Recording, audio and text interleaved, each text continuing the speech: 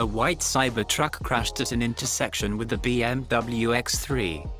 The incident happened in Savannah, Georgia. The Cybertruck, after hitting the BMW, went and hit a light pole head-on. The driver was reported to have minor injuries, but as per the looks, the Cybertruck seems to be totaled. The front end of the Cybertruck was completely destroyed due to the heavy impact with the light pole.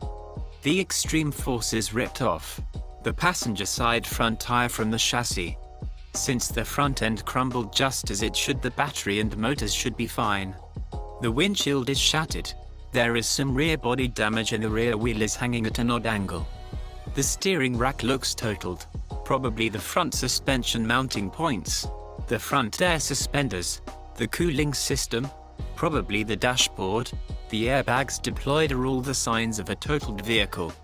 We can see it probably did a good job of protecting the occupants, so a job well done.